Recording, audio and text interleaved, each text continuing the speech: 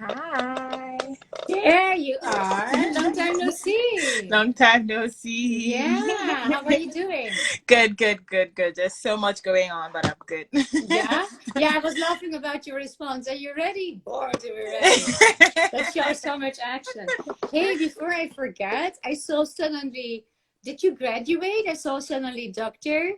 Oh, well, I Somewhere. mean, I'm a doctor because I'm graduated from Nigeria, but when you come to a new country, you still have to go back to school. So I haven't graduated from Canada, but I have graduated from Nigeria. That's why I was very conflicted about putting the title. But yeah, I am a doctor, Nigerian doctor, about to be a Canadian doctor. That's so fantastic. Yeah, I know how terrible that is. But did you had because I went through the same thing. Mm-hmm. You know? Okay. Yeah. Did you have to go back from the total beginning, or you had to do like 2-3 years? Just 2 years. So I'm starting from the third year. I'm currently in the third year, so I graduate next year. Okay, great. And now you want to become psychologist, right? Next.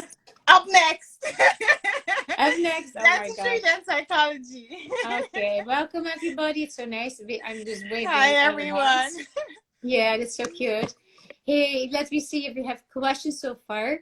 I was thinking, I love our get-togethers. I was thinking the following, to ask you, and then we go from there because we didn't speak about this theme this time. There's always so much to talk about.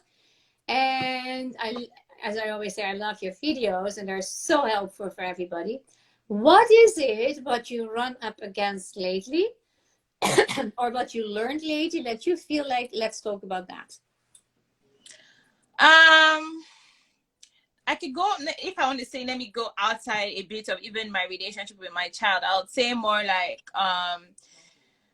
dealing with outside response, because recently I've been getting a lot of comments that are very triggering and have been disturbing my peace.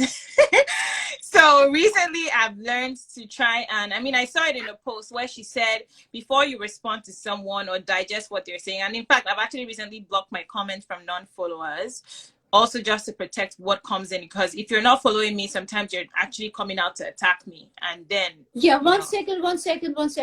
This is so important. Are you speaking the comments you get on Instagram about your videos? The way I parent, yes. Okay, that is a great topic. Yeah. And so I do know a lot of moms deal with, like, it might not be Instagram, it could be family seeing the way they're parenting, and I get what that's like. I mean, I do have support from my end, like my dad, he's currently just finished his Ph.D, so he's someone that really, like, anything dealing with research, he's 100% all about that. Like, he believes in whatever science believes in, right? And also because it can also be backed with the Bible, so my dad is 100% for it. My mom too is warming up to the idea. Ngozi, amazing. That is fantastic to hear. Yes. So, but now the only thing is that I deal with is Instagram, and those that can't, I mean, I feel like it's one thing to come from a place of curiosity. I've had a few people that comment that way, and there's some people that legit come out to attack. Like, I had to send a screenshot, and I said I have a group that I'm with of fellow, like, conscious parents, and then when I sent the screenshot, they were like, they couldn't even read the whole message. Like, she came out for the juggler. She came out to the jackal. Yeah. So, but I feel like maybe that's one discussion to have, when to, like, what to do about people that don't support the way we're trying to parent, and how to deal with this in general. For me, like I said, the first thing I did was turn off my comment section to non-followers, and then I saw a post that said, when somebody is coming at you, you have to ask, is this person coming at you to argue, or are they coming to you to learn, to decide if this is something you even need to respond to, or you need to, like, and then you have to realize that you don't need to defend the way you parent to anyone. So it's either you're trying to educate them on what it is, if they're really being curious, or you just keep quiet. And then one thing you also think is, ask yourself, are they a safe person? I saw it on Katie Cookers. She actually did a slide, and I was like, this was just really for me. So, like, are they safe? Meaning, are they kind? Are they compassionate? Are they people you can actually have a conversation with, where they don't go in, like, being very verbally abusive and being very violent with their words? Are they those kind of people you can have a conversation with? Yeah. Yeah. Are you frozen or are you still experience talking? for me, even just through Instagram. I probably what am I still it's a little frozen. Oh, okay. And so this is just something that happened to me on Instagram, and something that just got me thinking, like, people are definitely, and I know a mom reached out to me, like, how does she? Okay, I don't know what happens. There's a bit I see a little movement. I would love to say something about this, of course. It's very painful if that happens, and it shows how the world is. I don't. Oh, you're back. What happened? Yeah, let's sleep. Yeah, there's not the greatest connection. Can you hear me? Okay, so okay. Yeah, I hear. I want to respond to what you said, of course. How I look at things like that, yes, the nastiness of people can hurt you. It's right. The energy is already so strong. You have that knife in your heart, right? That's right away there. So you respond to that for yourself with empathy and compassion, because you know you come from a place of integrity and meaning well, in a place of love and kindness. So you know that your own intentions are like that, and if people are triggered about something, whatever it is, it's always their stuff. So that's one thing. Now, if you decide for yourself that you want to come from a place of love, that's one way. And you can recognize often that people come from a place of fear. And with parenting, there's a lot of fear involved, but you don't realize it's fear. I think almost every parent wants their child to be successful. How to get there, most of the people do not really know, but they use the educational styles they have gone through. And even if that included abuse, parents that were abusive and have adult children that maybe went into therapy or whatever they did, and they like their kids as adults, then they say, you see, I did a good job. It's good to hit, it's good to do this, because you see how nicely they turned out. So you can be turning out very well because of so many reasons, but not because of the way you are treated. And children are, sorry, there she's back again. What's going on here? Yeah. Are you there? What's happening? Instagram is just really. I turned off my Wi-Fi. I'm using my phone data right now. Maybe it's my Wi-Fi. Maybe they don't like what we are saying. Maybe that's one of the ones, one of the pesters for you. Maybe hacking into my Wi-Fi. What I realize with parenting, there is. I wish that the world would be like this, that we heal first all up as much as we can, not all maybe. There leaves a lot of wounds in ourselves, our childhood wounds, and all the things we have, not only from our own life, but also what we inherited or the parenting styles our parents were submitted to or submit to. And then you clear your body before you get pregnant, and you want to eat healthy to have a healthy baby. But the same is, of course, for the emotional situations. Now, therapy is a very young concept. It's like maybe something from the last 50, 60 years. We have tons of self-help books for the same reason, which I think is great. People lose each other today, to my opinion, in all those labels, giving everything a label, and then you're bad, you're good. So there's a very dichotomic way of looking at people, good people and bad people, which I think is terrible, because when I came to America, I heard people speaking easily. My kids were 7, 9, and 12, and they said they spoke very easily about, that's a bad kid. Don't let your kid play with that one. So my answer was always, there are no bad kids. There are kids whose needs are not met. Yes. And they looked at me like water was on fire, like, what is she talking? What crap does she bring from Europe? Not knowing this is a typical NVC remark that comes from the nonviolent communication, which is an American product. So there is that fear in parenting. If I do this, let them not get away with it. They see often their child on a battlefield. They want to control it. And it is also in the language, control your children. Well, the truth is here, you cannot control anybody without their compliance. So you use our power if you don't find the right words, which is happening all the time. We want to have our needs met, so we put that on the plate of the other, or we use the power. Now, if people don't recognize from your videos, your loving messages, your love and kindness that you spread, which I think that hit me from the beginning, they don't recognize it. They might not have it within themselves. Or they're already right away in the fear, oh, if I go to do that, I will create chaos. I will create anarchy. Honestly, you don't know, of course, but I have heard that about my styles too many times. And my parents were great at that. And I didn't like the way I was brought up, with all due respect to my parents. I mean, they did their best. They were already very different and advanced in certain ways, but in certain ways I did not do. They were very critical. So I realized, if I don't want to do that to my kids, and it takes away from your self-esteem. It takes away from so much. And my parents were worried about how kind I was to my kids. But it doesn't mean that I was not saying no. No is a great word to use, but you can use it with respect for their needs, but then with reason. And that's how you also teach compassion. That's right. So I remember that I couldn't change my parents, of course. So I took it for what it was. And I did not drop my kids off there too often, honestly. And then when we lived in America, and some of the kids one moment went all by themselves back one time, or I came later, I don't remember. And they were teenagers, and my father, who never gave me compliments, he said, I have to tell you, we were worried about how you were raising your kids, but I think you did a great job. And you know what? That was nice of him to say, but I couldn't care less. And you know why I couldn't care less? Because I felt in myself the truth. Not, oh, I'm such a great parent. No. But I knew that I went against all odds at times, because I came from the place of love and respect and kindness. But I had boundaries, of course. Yes. Because it doesn't mean, I have had mothers that called me crying, breastfeeding.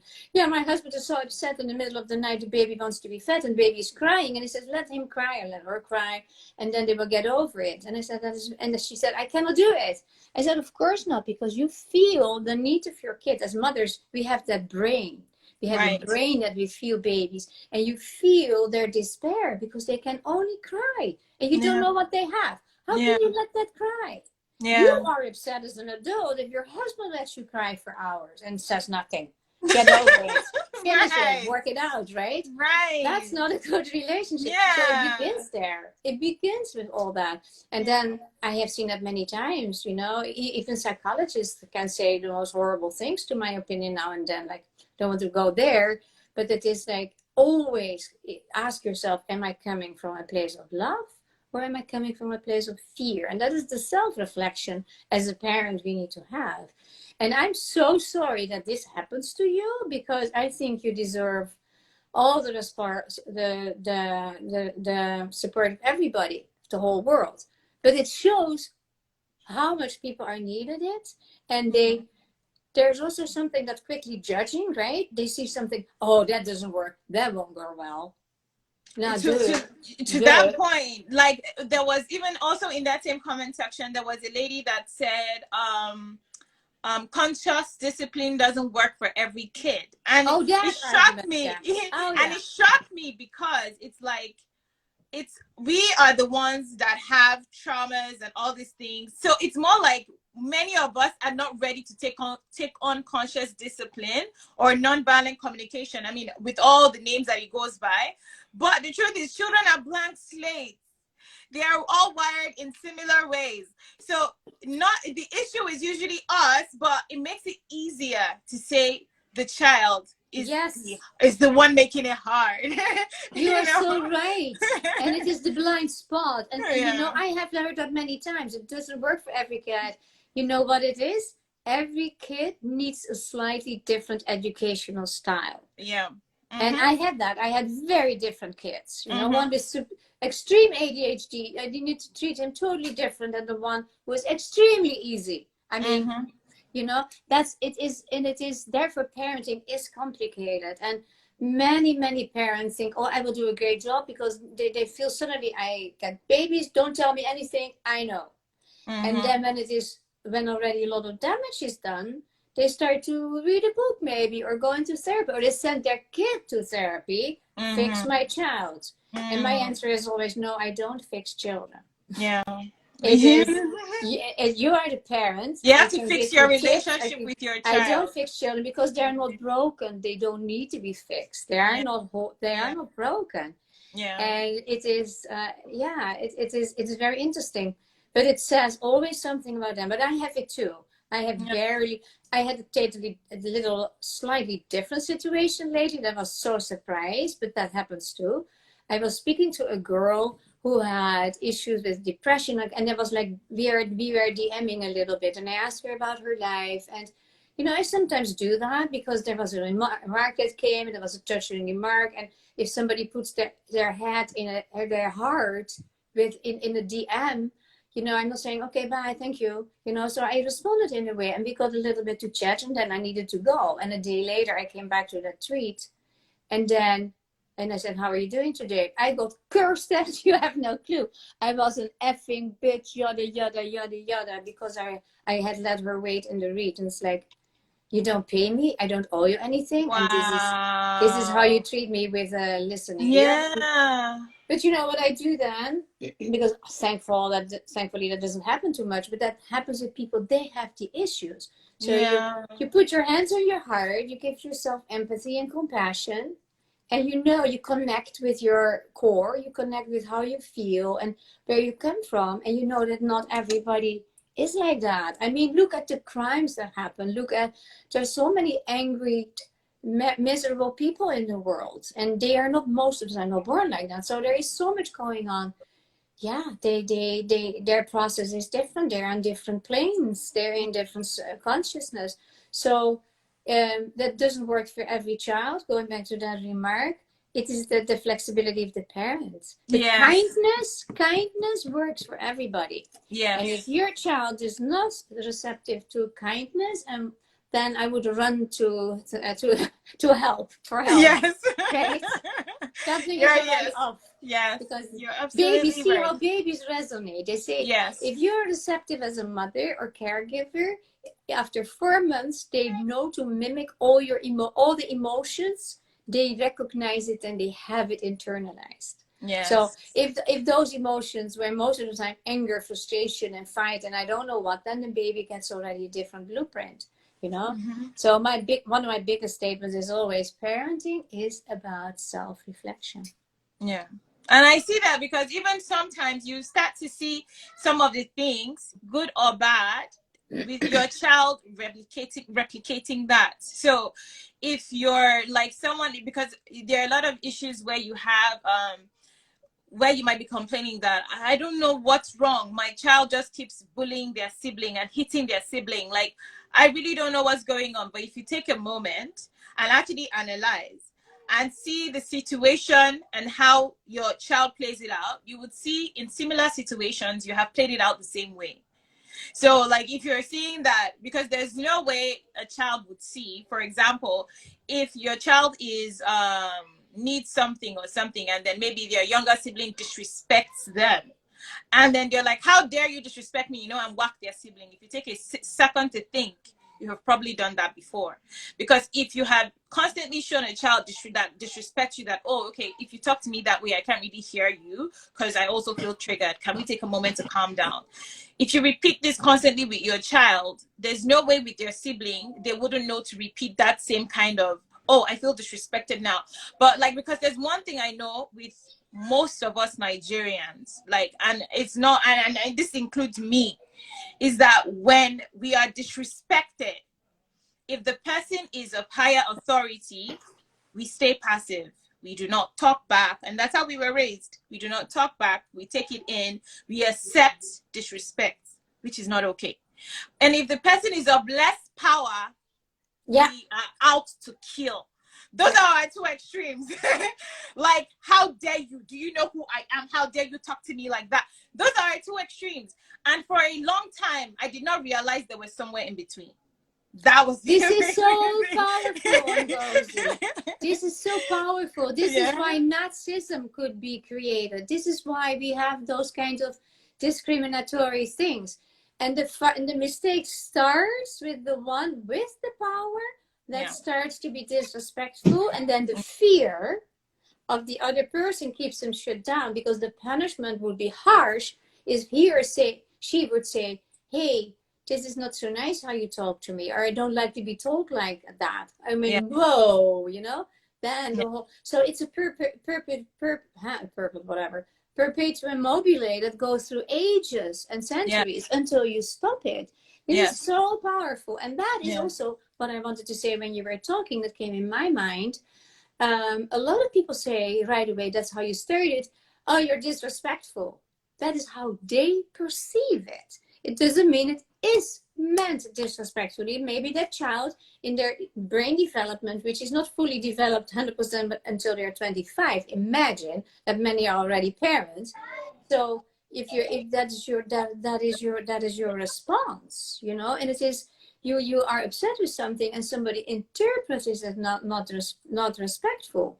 And then it is often happening when people make a big point about that. It is a big deal for them that they feel disrespected because they have it inside of them. They have been disrespected, and that just triggers the wound, whether it's a childhood wound or whatever it is.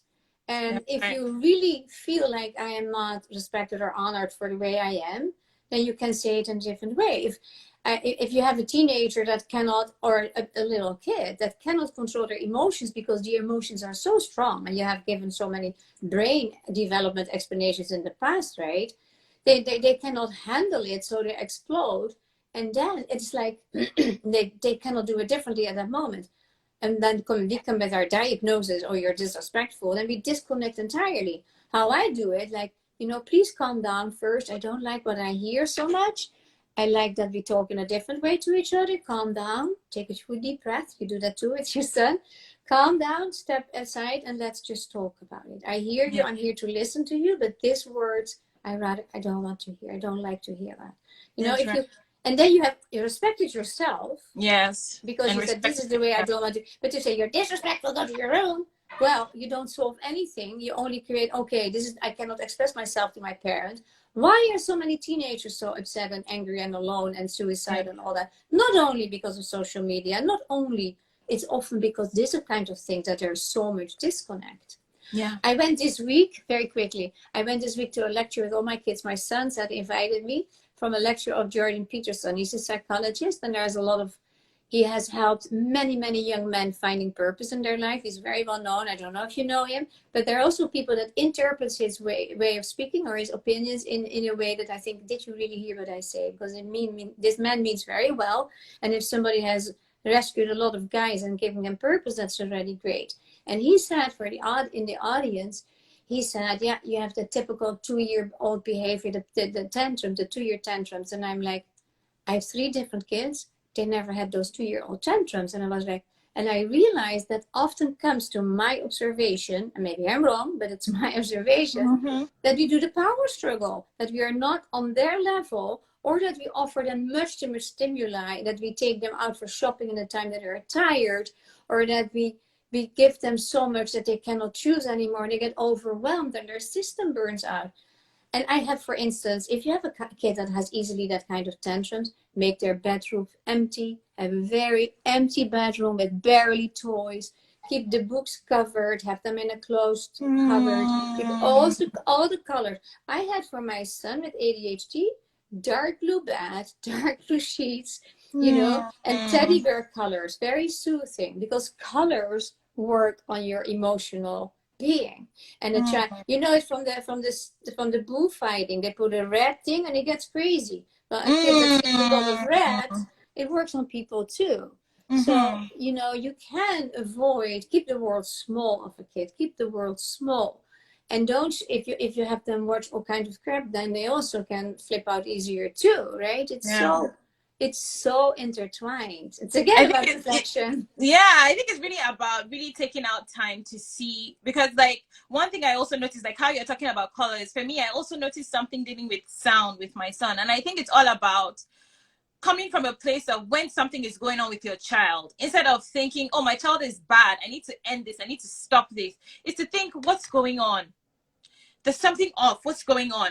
And because when you enter this mindset, when you enter this thinking phase, you actually do, like, the answers come. I know, like, I mean, I'm Christian, and there's this thing, like, when you seek, you would find, but you have to be seeking. If you're not seeking, if you are trying to, like, Oh End it, boy. cut it off. You know, you're not going to see anything. And the most important thing was that I found out like he had a thing with sounds. When we get somewhere noisy, like that's where I noticed he usually gets overwhelmed when the place is very noisy. And I started to notice that was a thing. Like he had a sensory thing related to sound. And then I started reading about how I could get him earmuffs when we get to like noisy places to help him like down regulate the sound, so it's easier for him to. And but this is you can't find this if you're not searching. If you're thinking, I just want to. Ngozi, this is brilliant. And I want you to make a video about this. I'm going to do something with it too. Listen, Okay. I wrote it down. See, okay, I will. See, and you shall find. Yeah. Because what are you doing here? With compassion, stepping into the shoes of your child. Yeah. I would like to share an exercise that everybody can do with themselves, by themselves. It is an exercise that comes from the transgenerational work I do, where you can get easier access to the subconscious. But it are also, and it's also for your own life, of course. It's called family constellation work, systemic work. And you, by seeing things or by stepping in someone else's footprints, you get totally feelings. I will give an illustration about it before I tell the exercise. I had one time a mother that came and she had 2 teenager kids, a 14-year-old girl and a 16-year-old boy, something like that. They did not speak to each other. That were the only 2 kids in the their family, and they hated each other. And I had ideas why that was, but that's not relevant now. So what did I do with the mother? I took footprints. I have like footprints cut out from foam, or you can do paper. And I gave her 2 pair of footprints to put on the floor. And there was like a red pair for the girl and a blue pair for the boy, whatever color she chooses, doesn't matter. And the footprints were like opposite from each other. So the toes were pointing to each other with a foot in between. And that the girl, so the red was representing the girl, and they were not there. And the blue was representing her son. And I had the mother standing on the footprints of her daughter first. And you connect, you close your eyes, you take a deep breath, you calm down, and you connect in a way with the energy of the kid. That goes very easily. It's very insightful. So she was standing on that. And then I said, look at your son. Look at your son. He's now your brother. Yeah? You're staying in the footsteps of your daughter. And the emotions she got from pain and isolation, etc., that she started to cry right away. So how crazy is that? You step on the footprints of your daughter representing, you connect with her, and the same thing happened with her boy. So that relationship, we did some work, that improved tremendously. I do this also with parents, and that's the exercise I wanted to do. If you feel like I don't understand my kid, take 2 papers, write on the first paper your name, babe, because you're the mother, right? And on the other paper you choose for your kid, write the kid's name and put them opposite from each other. And you put it in the room, you have nothing around that. It's like a clear space because it's all energy. So you need to have that cleared out. And then you step on the footprints of the paper that represents your kid, right? And then you look at you. And if you step on the paper where the name of your child is written, and then you do the same thing. You close your eyes, you calm, and then you start to feel things that you need to know at that moment. It's so magical. What is helpful for the problem? In this way, the brain does that differently. We don't know how. Neuroscience proves more and more how we see how that can shift in our brain. But this imaginary thing, you connect in this way, by standing on that paper with the name, with the being of the child, and you get access to the feelings that you, or in inner picture, but you do not really always know. I can make a video. I will make that sure. So too, I do that too with footprints with kids. If they're difficult kids, difficult kids, I should do that. I know. I get what you mean. A 7-year-old boy that lives with his grandma, for instance, because his parents are in divorce, lives now with his grandma. So I asked the kid to choose from all the colors I have. You know what? Shall I pick the footprints and show it in the air? You have it here? Yeah, I can go to my box. Okay. Let me first tell the story. So then I asked the child, choose a pair of footprints that could be you. And kids take that so easily. And then they have to play in space, right? So he chooses that pair that is for him, put them not there. And then I ask for him, choose a pair that is your mom. And he does, and puts them somewhere in the room. And then I ask a prayer for the dad, and he puts that. So you have then like your family, you have like the nuclear, your family, the father, mother. It could be two mothers, could be two fathers, doesn't matter. There's no gender. There's only the caregivers that are important, right? So then you have three. Now, what happened with a kid like that with issues, that is having difficulties in school, is not happy, not good in his skin? He puts himself in the middle, and then, and because the kid is in the middle, it's the center of the universe and the center of the family, right? Puts himself in the middle of the space. That's still good. There are also kids that put themselves near the door. That's even more tragic. I'm not going there. So puts himself in the middle of the space. His mother, he put away from him, so her back was turned. The heels of the heel was to her boy, and with the father even further away, the same thing. So the kid was standing there alone, felt that his mother is doing her own thing and is not there with him, and because they were in divorce and they had their own issues. The father, same thing. So the kid felt so alone.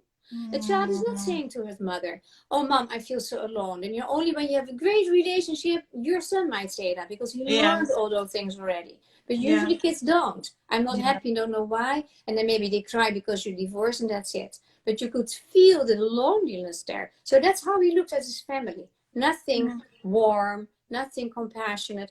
There is a long question here.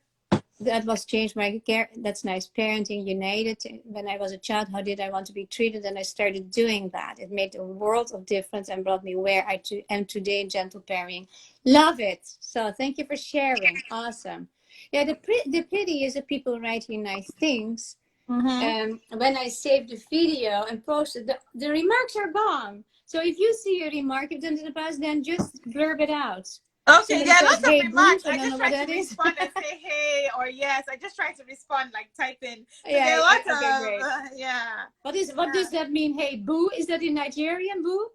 Yeah, she's my friend, so I would usually say hey, boo. Yeah, awesome. What I love with you is that your husband you are really so co-creating. You're so together in this. That's so great. I mean, I'm grateful for like the insight, honestly, like, because I mean, and like I said, I'm learning as I go, right? Like how I learned that my son had sensory issues with with sound, but like you only know, like you're saying, like you have to put yourselves in their shoes, like this experience, and it's something I would really like to try, because I guess it's a whole lot different, because it's so easy for us to get lost in how we feel and how we are upset with what's going on. And it's almost hard to take a second to see what's going on with that person, what exactly is happening. Because I feel like if you think about it, do we ever feel like our children just feel like, I want to just make mommy upset and ruin her day? Do we really feel like our children for a second are feeling this way? So definitely there's something they're communicating that has nothing to do with getting you pissed or making you angry. It's not to get you. No. Exactly. It has nothing to do with you. And almost every time something to do with them that they haven't figured out. And that's why we are there to first calm ourselves. Like, I feel like that was the biggest jump for me, was learning that my anger is my own, my frustration is my own, and that these are my things I need to deal with, and have nothing. It's not my son's job to not get me upset, to not make me sad. You know, that is for me to have, like how I teach him coping skills now. I am learning to use those coping skills for myself. Like the other time he came into the room and he was like jumping on my stuff, and I was trying to read, and I just voiced out that, oh my goodness, mommy is feeling frustrated. And then he now says what I teach him: when you're feeling frustrated, remember, feelings pass. I usually tell him that, to know that it's just a feeling and the feeling would pass, you know. I was like, yes, baby, the feeling would pass. So I just like calmed myself down that, yeah, it's just a feeling I'm feeling. Let me just move forward and actually deal with the situation, right? So I first dealt with my frustration, and then, you know, dealt with him actually coming and jumping in the room, gave him a few minutes of attention, and then sent him to his dad and locked the door. But if I had reacted from frustration, that might have looked like me hitting him and telling him to get out of my room. Right? So, but I feel like it's also very, like, it's really nice to know to deal with your own emotions first. That's it. And don't let it come out to your, don't use those emotions to act on your child, you know? Like, deal with it. You're sad, you're angry, you're frustrated. whatever they're doing, that's different. Their behavior is separate from how you're feeling, right? Yeah. So I know someone was telling me one time that, oh, but if somebody provokes you and gets you angry, like, isn't it like the person's fault that they made you? I'm just like, nobody can make you do anything. So it's the same way that my son is angry and he throws a toy. Maybe he's angry because I told him no. Would you say he's valid to throw the toy because I told him no? We're not going to say that when it's a child. We'll say, oh, that's badly behaved. So why is it that when I, as an adult, I'm angry, I'm throwing a tantrum, and then I hit my child or something, they say, oh, he made me angry? That's like saying two different things. And children need consistency. If I'm telling him, no, when you're angry, it's okay to be angry, but we keep everyone safe, it has to apply to me. When I'm angry, that's okay, but I have to keep everyone safe. You know, that kind of thing. So, definitely. But yeah, that's definitely one thing I really learned, is learning to know that my emotions are my responsibility and not the responsibility of my child. So good, Ngozi. Yeah. And what I like so much what you said too is that you tell him, this is a feeling and the feeling will pass. Yeah. and that is the opposite of the way of talking that you hear so much. Like, I am anxious, I am depressed. Well, you know how strong the I am is? Yeah. You are. And yeah, you making it subconscious, this is you. So by saying this feeling will pass, it's not dismissing his feelings, but yeah, now you feel it's intense, but it will go away. Yeah. And that is actually the same approach I always have with anxiety and depression. Yeah, you need to do some work most of the time because it are triggers. Depressions are often that something is stuck you need to look into, right? Yeah. And with anxiety, there's another story, but there's also, so I always say, if people say that, do you want to keep it? No, I don't. So why do you say I am? Because then you own it. I am is the first thing in the being. I am. Yeah. I'm Ngozi. I'm Carla. That's yes. Are, right? Yes, but I am not anger. I am not sadness. Exactly. I am not frustrated. Yeah. I feel frustrated. Yeah. That's very...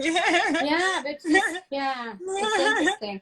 And then there's another field that is harder, because you, with the transgenerational trauma or stuff, you can inherit the anger of your grandparents. A grandfather, for instance, that was fighting in a war and got treated very badly, and never had an opportunity to do anything about it, which is very hard to begin with. And then you can inherit that anger and have anger tantrums, and you get even punished for it, and you don't know how that is. So it is so, again, so yeah, and that's, but I feel like that is, for me, I feel that is one huge thing, especially the Black community is dealing with, because if they're in North America, they had to do with slavery. Like Nigeria, we had civil wars, so there was always these things that caused trauma to our ancestors that were never really addressed. I mean, who knew a therapist in Nigeria in the 1970s?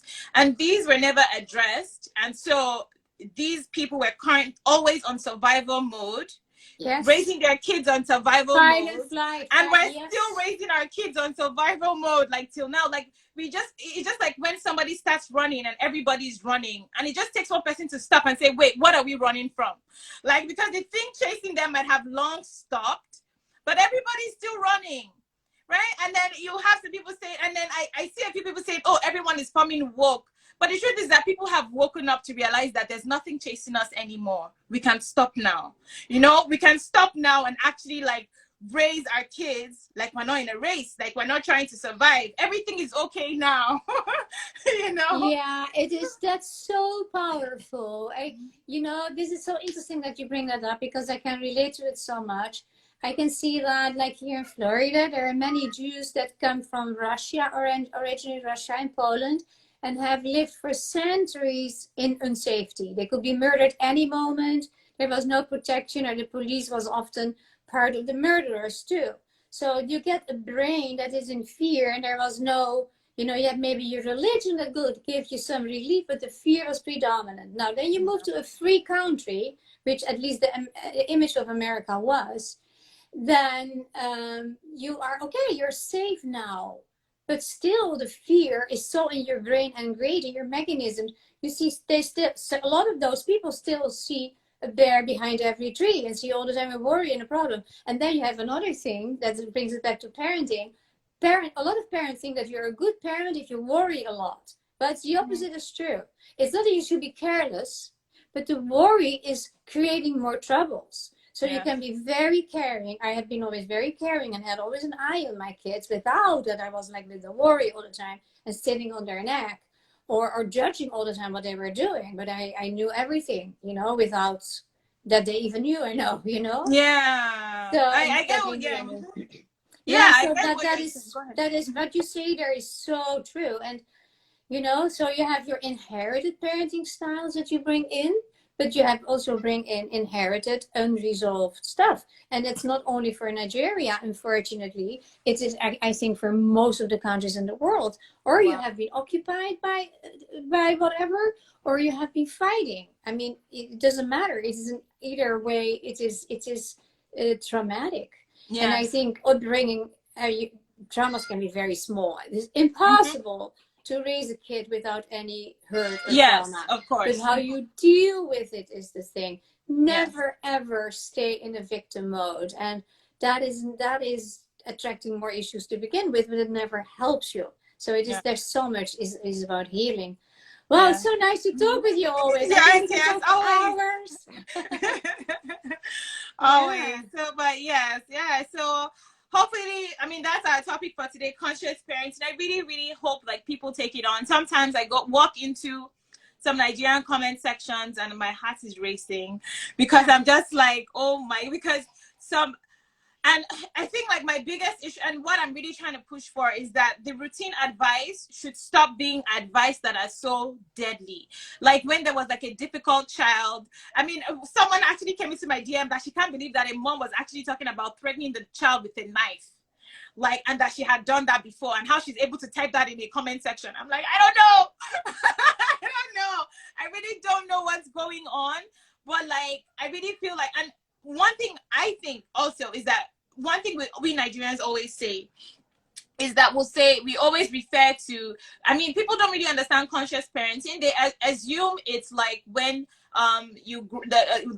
like Caucasians, like white people say you're grounded or time out. They believe that is where it is. I mean, I'm trying to clarify all that from my page, but because I have a few people that will tell me, oh, that's kind of like white people parenting, right? And that is why they say that is why their kids turn out a certain way or whatever. I'm even like, I'm not even going to argue with that. Let us focus on how our kids are turning out.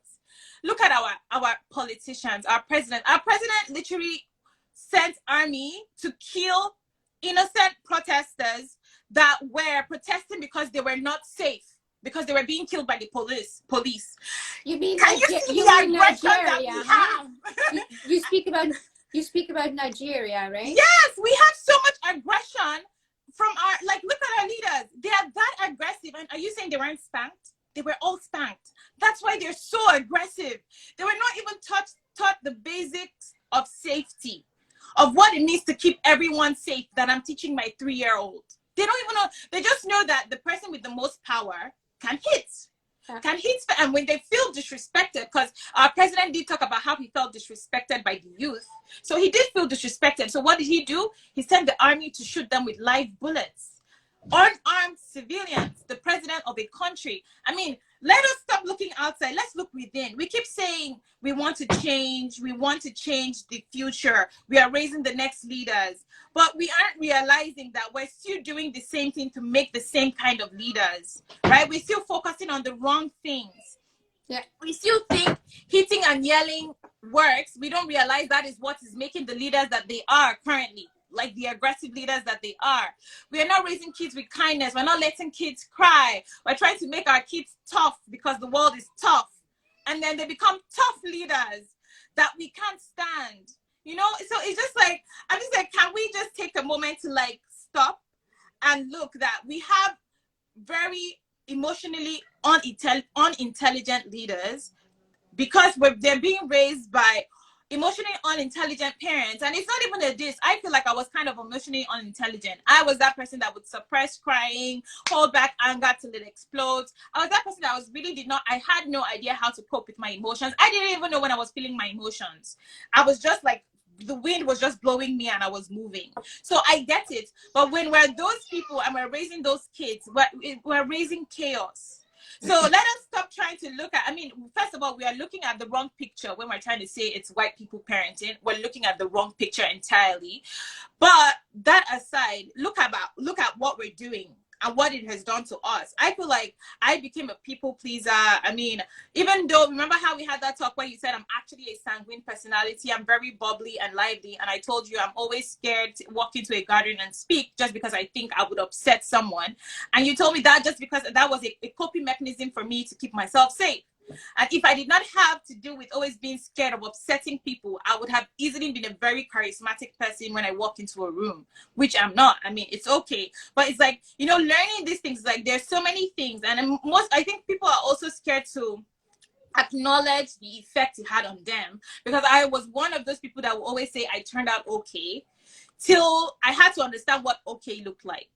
You know, okay, look like somebody that is confident to set boundaries, right? That knows the difference between saying no because it's not right or appropriate, right? And not be doing things. I always did things based on, can't you see how sad that would make that person? Oh, that person would be so upset. That was me. I was always doing things based on how people feel. And even if we want to talk as Christians, because most of us are Christians, we know that that should never be a reason to do anything. Like, you should just do the things because it's right, right?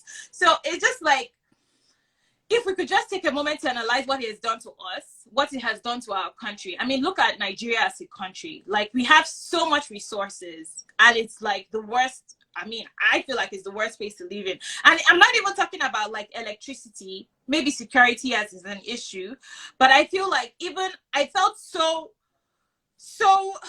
like, I don't even know the word, like made to be small. Like, I had to be small. I had to be quiet. I had to be perfect. I had to be, you know, I had to fit like, you know, like a specific perception. I was never comfortable amongst elders because I'm like, I don't know what I'm going to do now that they're going to call me disrespectful. Another thing about being scared about getting people upset, you know, like what can I do that I wouldn't be seen as disrespectful? I mean, and now I just know that if I'm speaking with you with regard, you perceive it as disrespect. That has to do with you, and you can come to me and talk to me about it, and I can work on it. But you're not going to stop me from speaking, right? So, but it took me, like, I felt so caged. I felt so small. I felt so like I couldn't talk. I couldn't speak. I couldn't move. Like, I mean, now I can go back and be free. But I think, like, I used to tell a friend of mine that I have a toxic relationship with Nigeria. Nigeria feels like a toxic ex. And it's so sad that it's my country, but because she used to tease me that I'm just this person that I really always never have something. And there are good things about Nigeria, to be honest. Like, I did something about the patterns I would be repeating. But everything that happened to me about making me feel so small and not to be seen or heard, I mean, it doesn't help that I'm a woman also. So all these things about Nigeria, I mean, I'll walk into an office and they will treat me like shit. It's so common with admin offices. And all these things with Nigeria just made me feel like, I mean, I haven't been since I left. I haven't gone back. And if I'm going back, I'm going back only to see friends. My family isn't in Nigeria, so there's nothing to rush. But I do have extended family, so maybe I'll go see them for the food. Yeah. But I feel like everything else, yeah. I feel like everything else, and even sometimes when I'm here, but I'm grateful for the Nigerians I've met here are so amazing. But sometimes I'm afraid to meet Nigerians here because I don't know who has that mindset and is going to try and shut me up, you know, or try and make me feel small, or try. I mean, I think I'm past that. You can't really make me feel small, but I just feel like I don't want that energy. I don't want that. Yeah, Ngozi, you have made such a beautiful, pure declaration here and explanation, and I can so feel it.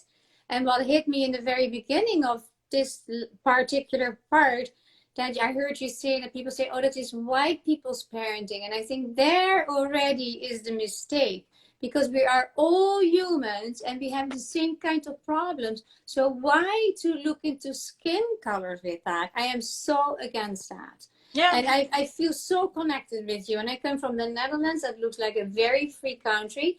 But what you speak about is very known to me. Yeah. For other reasons. But I haven't experienced it. But I have seen with Nazi Germany as a phenomenon. I mean, there is so much to learn from history. I can so relate to what you say. But what I do is never dividing in colors. I'm not going to do it. I do the opposite. And that I think we all should do, because we are people. We are not colors. And honestly, I don't like to say the word hate, but I hate that. I hate that focusing on, oh, you're this, and then you get the whole, so many judgments, you see? So many judgments. And I think, you know, the past is the past. There have been many people been suffering, so many. And that's it. We cannot turn that back. We cannot undo that. We can only go towards healing, towards learning. And you are a great example of that. I really, you know, we have to cut it off almost because it is an hour, right? Yes, that's right. Yeah, that's oh my gosh, how much? You know how long we are busy? Let me take my glasses. Yeah. So we have like 7 minutes to an hour. Yes. Yeah. Oh, yeah. So 7 minutes. So this is, and if you speak like this, continue with your videos and explain those things. What I would like to ask you too, if you get such an attack, text me in Instagram. If I'm on, I would love to join because I love to support you in that. And I'm not going to make a big fight out of that, of course, but it is, you know, we need to have a dialogue. We do not need to curse at each other. And there are a lot of people do that. Not everyone takes me seriously either, you know, of course.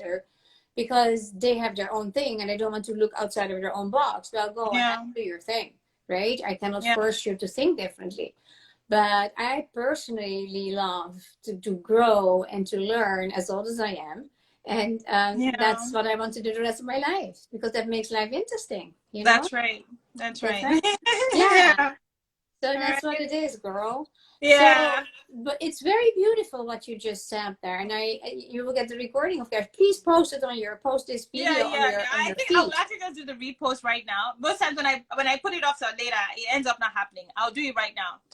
Right now. I will after this. When it is when the recording is done, I will take it out and send it to you right away, because this. You know, there are a lot of people that attend, but also a lot of people that listen later. And these conversations we need to be in a sisterhood, in a humanhood, and not focusing on skin colors. Yeah, I know. And I'm not degrading anybody's experiences, not at all. But we have to come from a place of love and not of fear. Yeah. No, even one thing that we would commonly say is, are we even trying to say that only white kids deserve love? Because conscious parenting is about love and respect. So are you trying to tell me that you think your black child, because they are black, they deserve to be degraded, disrespected, and be shown no love or empathy? I mean, that's the point. Because if you're trying to say showing love and respect is for white people, you're trying to say showing disrespect and no love and no empathy is for, I mean, does that make any sense? do they take, that's so well said. Do they take it from you, or they say they're like silence, they don't know what to say? Usually it's already coming from a place of fight.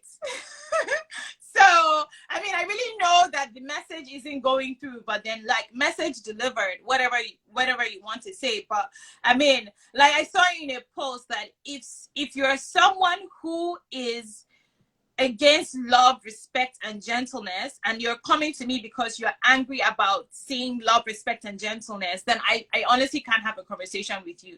I think that's what the girl said, but I was just like, I can relate to that, because I mean, why is gentleness, love, empathy, respect so triggering?